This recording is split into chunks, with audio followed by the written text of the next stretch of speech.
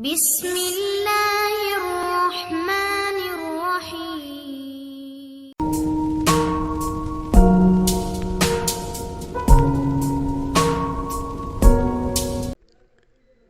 آج کا ہمارا ایپیسوڈ 3 ہے۔ چلیے شروع کرتے ہیں۔ سناٹے میں اس زوردار تھپڑ کی ایسی گونج جیسے کسی بم کا دھماکہ ہو، مگر آواز کے اس دھماکے سے کہیں زیادہ گونج میرے اندر بہت کچھ ٹوٹ جانے کی تھی۔ مرزا صاحب نے اس تماچے کے بعد مجھے کچھ کہنے کا موقع ہی نہیں دیا اور چیخ چیخ کر مجمع کو بتانے لگے کہ گزشتہ رات ان کی چھت پر کوئی اور نہیں، میں کھودا تھا، اور اس بات کی خبر ناہید کی امی کو صبح سویرے اس وقت ہوئی جب وہ چھت پر گیلے کپڑے ڈالنے کے لیے گئی اور انہیں وہاں چھت پر ایک کونے میں میرا لکھا ہوا خط ملا۔ وہ سب گھر والے میری تحریر اچھی طرح پہچانتے تھے کیونکہ ناہید کا اردو کا رجسٹر میری تحریر سے بھرا ہوا تھا۔ سارے محلے دار مجھے لعنت ملات کرنے لگے۔ آس پاس گلی کے مکانوں کی چھتوں اور کھڑکیوں میں سے بھی محلے کی عورتیں بھی جھانک جھانک کر ایک دوسرے کو اشارے کر رہی تھیں۔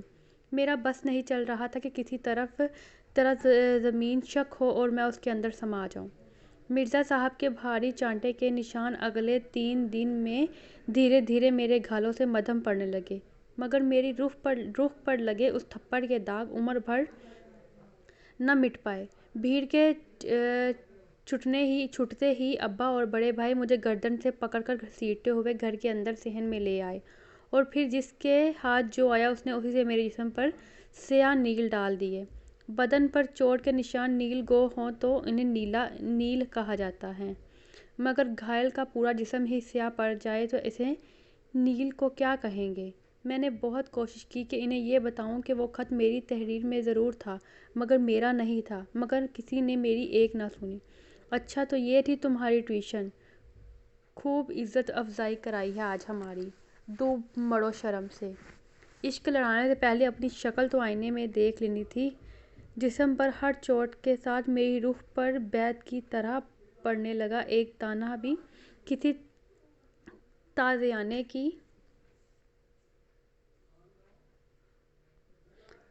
کی طرح میرے کانوں میں پگھلے سیسے کی طرح لگتا گیا۔ بہت دن تک تو میں شرم کے مارے اپنے چھت والے کمرے سے ہی باہر نہیں نکلا۔ سارے گھر والوں نے تقریباً میرا بائیکاٹ کر رکھا تھا۔ میں دن بھر کمرے میں بیٹھا یہ سوچتا رہتا کہ آخر ماجد کو دیا گیا وہ رکا ناہید کی چھت سے کیسے برآمد ہوا۔ ضرور اس بدمعاش نے ناہید کو اکیلا جان کر اسے گھر کھودنے کا منصوبہ بنایا ہوگا اور شور گھبرا کر وہ خط وہیں پھینک کر فرار ہو گیا ہوگا۔ جانے ناہید میرے بارے میں کیا سوچتی ہوگی۔ اسے بھی تو باقی سب لوگوں کی طرح یہی لگا ہوگا کہ میں اسے یہ عاشقانہ خط دینے کے لیے رات کو اس کی چھت ٹاپا تھا۔ مجھے سمجھ نہیں آ رہا تھا کہ کس طرح ناہید تک اپنے دل کی بات پہنچاؤں کہ مجھے اپنی شکل اور اپنی اوقات کا اچھی طرح سے اندازہ ہے اور میں کبھی ایسی گستاخی کا سوچ بھی نہیں سکتا۔ میرے دل میں اس کے لیے جو بھی تھا وہ ہمیشہ کے لیے میرے دل کے کسی نازک گوشے میں پنپ رہا تھا۔ بیچاری کی پوجا کسی صلے کی تمنا کے لیے تو نہیں ہوتی۔ پروانے کو شمع سے موم کا دان کب چاہیے ہوتا ہے، اسے تو بس جل جانا ہوتا ہے۔ مجھے بھی صرف جلنے سے واسطہ تھا، روشنی کس کے حصے میں آئے اس سے بھلا مجھے کیا غرض تھی۔ مگر اب ناہید سے ملنا تو درکنار گھر والوں نے اس کے گھر کے دروازے کے سامنے سے گزرنے سے بھی منع کر دیا تھا۔ 10ویں کے امتحان میں نے بوجھے دل اور الجھے ہوئے دماغ کے ساتھ دیے، بے مشکل 2nd ڈویژن میں پاس ہوا۔ بڑی مشکل سے ابا سے کالج میں داخلے کی اجازت ملی، وہ بھی اس شرط پر کہ اپنی کتابوں اور کالج کی فیس کا خرچہ میں خود برداشت کروں گا۔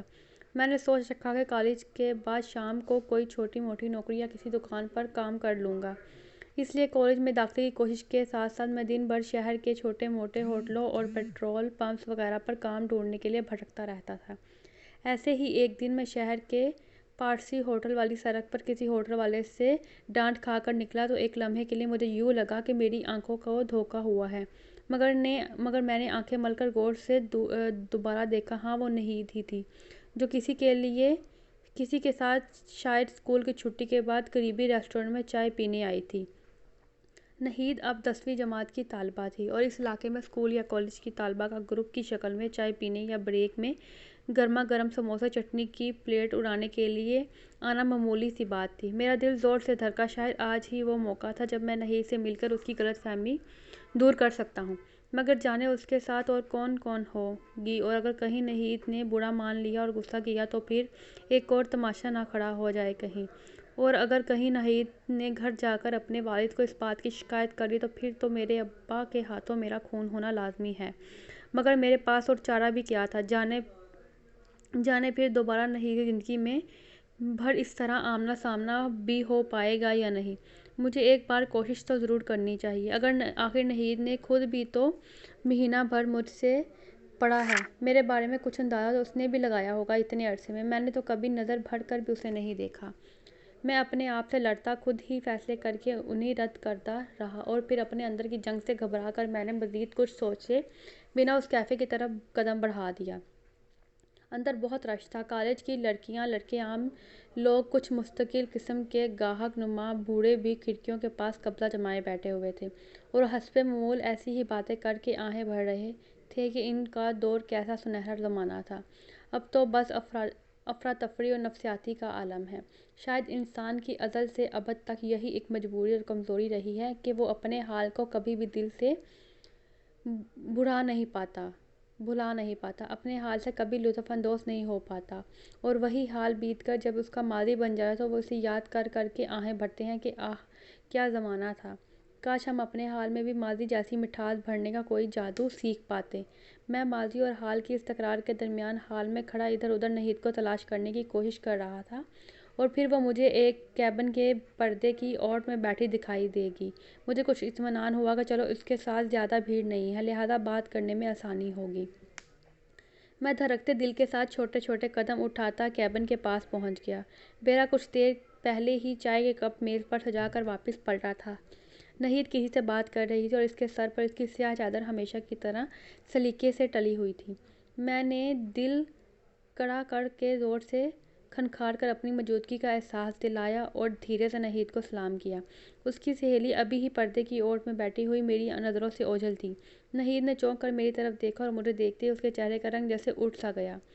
میں نے دلاسا دینے کے لیے قدم بڑھایا کہ میرا مقصد اس کی بدنامی نہیں ہے، میں تو صرف اس کی غلط فہمی دور کرنا چاہتا ہوں۔ مگر کیبن میں بیٹھے دوسرے شخص کو دیکھتے ہی خود میرے حواس ایک پل میں ہی کسی جھمکے سے بلب کی طرح فیوز ہو گئے۔ نہید کے سامنے اور کوئی نہیں، ماجد بیٹھا تھا، وہی ماجد جس نے مجھ سے نہید کے لیے وہ رکا لکھوایا تھا اور جس کی وجہ سے سارے زمانے نے میرے نام اور وجود پر تھو تھو کی تھی۔ ماجد بھی پل بھر کے لیے گھبرا گیا۔ میں تیزی سے واپس پلٹا اور کیفے سے نکل گیا۔ ماجد میرے پیچھے دوڑتا ہوا باہر تک آیا اور زبردستی میرے راستے میں حائل ہو کر معذرت کرنے لگا۔ معاف کر دے یار پری، میں خود تجھے بتانا چاہتا تھا کہ نہید نے منع کر دیا کہ فی الحال معاملہ بہت گرم ہے، ذرا بات ٹھنڈی ہو جائے تو پھر تجھ سے بات کروں۔ ویسے شہزادے تو نے بھی بڑا مردوں والا کام کیا، تیرے ساتھ جو کچھ بھی ہوا تو نے آخر تک زبان نہیں کھولی۔ احسان رہے گا یہ تیرا ہم دونوں پر۔ میرا سر تیزی سے چکرا رہا تھا۔ نہید جانتی تھی کہ اس کی چھت پر اس رات ماجد کودا تھا، پھر بھی اس نے اپنے گھر والوں سے یہ بات چھپائی رکھی، مجھے میرے گھر محلے والوں کے سامنے اتنا رسوا کیا اور سارے زمانے میں میرا تماشا کیوں بننے دیا۔ میرا سر گھوم رہا تھا۔ میں نے بے مشکل ماجد سے سوال کیا، تو کیا وہ خط تم نے نہید کے لیے ہی لکھوایا تھا؟ ہاں یار، اسی کو دینا تھا۔ ایک دن اس نے میرے سامنے تمہاری لکھائی کی تعریف کر دی تھی، میں نے بھی اس سے شرط لگائی کہ تمہارے ہی ہاتھ سے اپنے لیے خط لکھوا کر اسے دوں گا۔ میں نے حیرت سے ماجد کو دیکھا، مگر تم تو ہر وقت یہی کہتے رہتے تھے کہ وہ تمہاری طرف دیکھتی تک نہیں، کبھی گھانس تک نہیں ڈالتی۔ ماجد نے زور کا قہقہہ لگایا، وہ سب بھی میں نہید کے کہنے پر ہی بولتا تھا۔ تو نہیں جانتا یار، یہ لڑکیاں ہم بے وقوف لڑکوں سے کہیں زیادہ تیز ہوتی ہیں، بڑا دماغ چلتا ہے ان کا ایسے معاملے میں۔ دراصل وہ کسی بھی طرح کی بدنامی مول نہیں لینا چاہتی تھی، میری طرف سے کسی کو شک میں مبتلا کر کے آج بھی بڑی مشکل سے چائے کے ایک کپ کے لیے راضی کیا تھا، پر تو نے آ کر سارا معاملہ بگاڑ دیا۔ میری ذہن سائیں سائیں کر رہا تھا۔ ماجد اپنی دھن میں نہ جانے کیا کچھ بول رہا تھا۔ اتنے میں کیفے کا ایک بیرا باہر آیا اور ماجد سے بولا، آپ کو اندر بلا رہی ہیں، کہتی ہیں مہمان کو بھی ساتھ لے آئیں، ضروری بات کرنی ہے۔ میں نے لاکھ دامن چھڑانے کی کوشش کی، مگر ماجد مجھے تقریباً کھینچتا ہوا اندر کیفے میں لے گیا۔ نہید سر جھکائے بیٹھی تھی، مجھے اندر آتے دیکھ کر دھیرے سے بولی، امید ہے آپ نے ہم دونوں کو معاف کر دیا ہوگا۔ ہم دونوں کی وجہ سے آپ کو جو تکلیف پہنچی ہم اس کے لیے معذرت خواہ ہیں۔ میں خود آپ سے مل کر آپ کو ساری بات بتانا چاہتی تھی مگر حالات ایسے بگڑے کہ میں کچھ نہ کر سکی۔ میں چپ چاپ بیٹھا اس کی بات سن رہا، اس سے یہ بھی نہ کہہ سکا کم از کم مجھے تو سچ بتا دیتی۔ نہید نے اپنی بات جاری رکھی، دراصل میں نہیں چاہتی تھی کہ جب تک ماجد کے گھر سے میرے لیے باقاعدہ رشتہ نہ آ رہے تب تک کسی کو بھی ہمارے بارے میں ذرا بھی شک ہو۔ آپ تو ابا جی کے غصے سے واقف ہیں۔ اس رات بھی ماجد کی ایک ذرا سی غلطی سے یہ سارا ہنگامہ کھڑا ہو گیا اور ہمیں پتہ ہی نہیں چلا کہ آپ کا لکھا ہوا رکا کب اور کیسے وہیں گھبراہٹ میں گر گیا۔ نہید کچھ دیر کے لیے خاموش ہوئی۔ کچھ لوگ جب بولتے بولتے خاموش ہو جائیں تو ان کی خاموشی بولنے لگتی ہے، مگر مجھے آج اس کی یہ خاموشی بہت گراں گزر رہی تھی۔ دراصل میں بہت ڈر گئی تھی، اس لیے جب ابا نے آپ کی تحریر دیکھ کر آپ پر شک کیا تو میں چپ رہی، کیونکہ میں اگر ماجد یا کسی اور کا نام لیتی تو انہیں مجھ پر شک ہو سکتا تھا کہ میں بھی ان کے ساتھ شامل ہوں۔ صرف ایک آپ ہی ایسے تھے جن کے نام کے ساتھ میرا نام نہیں جوڑا جا سکتا تھا، مطلب کسی کو بھی مجھ پر شک نہیں ہو سکتا تھا کہ میں بھی آپ کو پسند کر سکتی۔ میں نے نظریں اٹھا کر اسے دیکھا اور وہ بولتے بولتے چپ ہو گئی۔ میرے اندر بیک وقت کئی شیشے چکنا چور ہو گئے اور میں ننگے پاؤں ان کرسیوں پر چلتا ہوا وہاں سے اٹھ آیا۔ پتہ نہیں میں نے اس روز گھر تک کا راستہ کیسے طے کیا۔ میرے آس پاس تیز ٹریفک کا شور، گاڑیوں کے ہارن اور لوگوں کے کسے گئے آوازوں کی بھرمار تھی، مگر میں جیسے ساری دنیا سے لا تعلق اور بیگانہ سا اس زمانے پر چلتا رہا۔ شاید ہمارے قدم کچھ رستوں پر چل چل کر اتنے راستے آشنا ہو جاتے ہیں کہ دل اور دماغ بند ہونے کی صورت میں بھی وہ ہر موڑ پہچان لیتے ہیں، ورنہ میری جو حالت اس وقت تھی مجھے ضرور کسی ویرانے میں بھٹک جانا چاہیے تھا۔ ٹھیک ہی تو کہہ رہی تھی وہ، کوئی اندھا ہی ہوگا جو نہید پر مجھ سے کوئی بھی تعلق جوڑنے کا شک کرے گا۔ کہاں وہ اور کہاں میں۔ اس نے کتنی آسانی سے یہ بات کہہ دی۔ بعض حقائق ہم پر پہلے دن سے ہی روزے روشن کی طرح عیاں ہوتے ہیں، مگر پھر بھی کسی کی زبان سے اس کی تشریح ہمیں کس قدر سوگوار کر دیتی ہے۔ ہم کمزور انسان اپنے اندر اتنی خود فریبیاں کیوں پائے رکھتے ہیں؟ شاید اسی لیے اپنی پیدائش سے لے کر اپنی موت تک انسان جانے کتنی بار ٹوٹتا ہے۔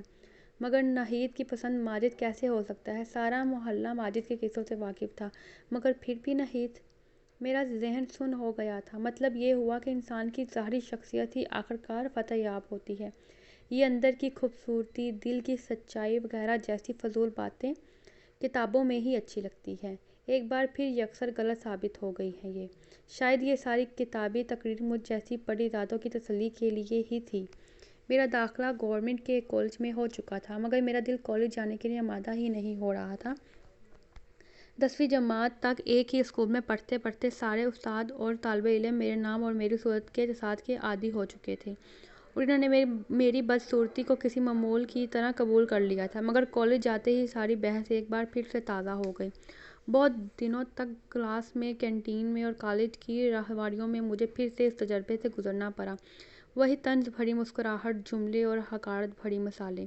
میرا جواب ہمیشہ کی طرح خاموشی ہی تھا، کیونکہ میں جانتا تھا کہ مجھے اس چھلنی سے بار بار چھلنا ہوگا۔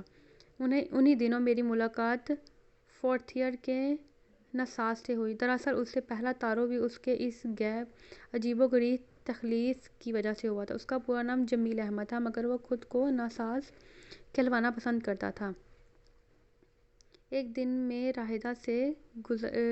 راہداری سے گزر رہا تھا کہ کسی سینئر طالبہ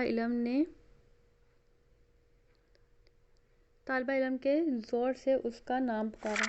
ابے او ناساز، تیری پھر سے 3 سپلیاں آئی ہیں، مطلب تو اگلے سال بھی اس کالج کے لنگر کی روٹیاں توڑے گا۔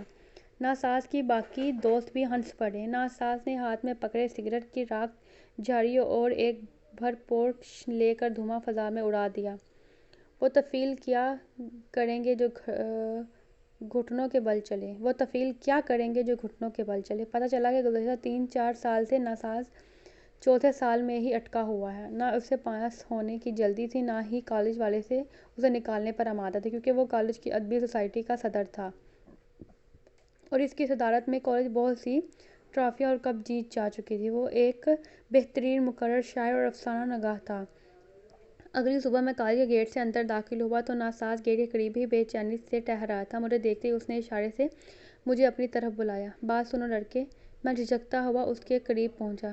سگریٹ پیتے ہو؟ میں نے انکار میں سر ہلایا اور بیزاری سے بولا، پھر کیا خاک جیتے ہو؟ میری جیب میں اس وقت شام کی ٹیوشن سے ملنے والے چند روپے پڑے تھے۔ میں سیدھا وہاں سے کینٹین گیا اور سب سے بہتر برانڈ کی ایک ڈبی اور ماچس لے کر دوبارہ ناساز کے پاس آیا اور سگریٹ اور ماچس اس کی ہتھیلی پر رکھ دیے۔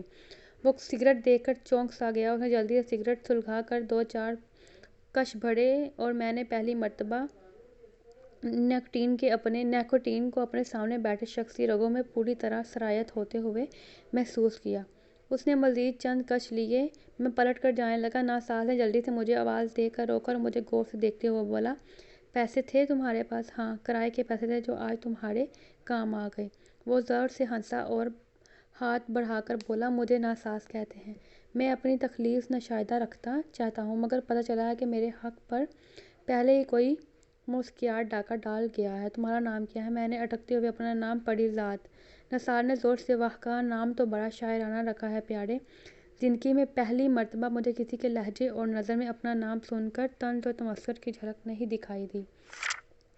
یہ میری اور ناساز کی دوستی کی ابتدا تھی۔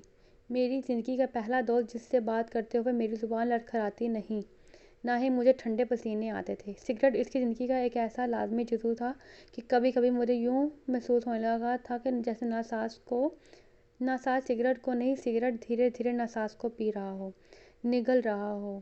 وہ مجھ سے عمر میں 5-6 سال بڑا تھا، اگر اپنی باتوں سے وہ کوئی بڑی روح دکھائی دیتا تھا۔ چند ہفتوں بعد شہر کے تمام مردانہ اور زنانہ کالجوں کے درمیان تقریر مقرر ہوئی۔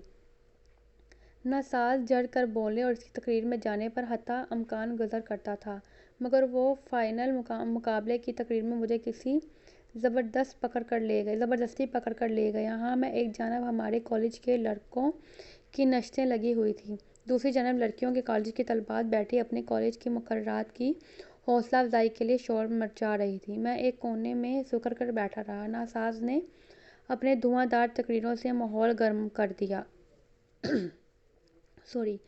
مگر نہ جانے آخری مرحلے پر وہ پس پا کیوں ہو گیا اور لڑکی نے پہلا انعام جیت لیا۔ میں نے باہر نکلتے ہی اس سے براہ راست اپنے اس سرگوشی کا پوچھا، وہ جان بوجھ کر ہارا ہے؟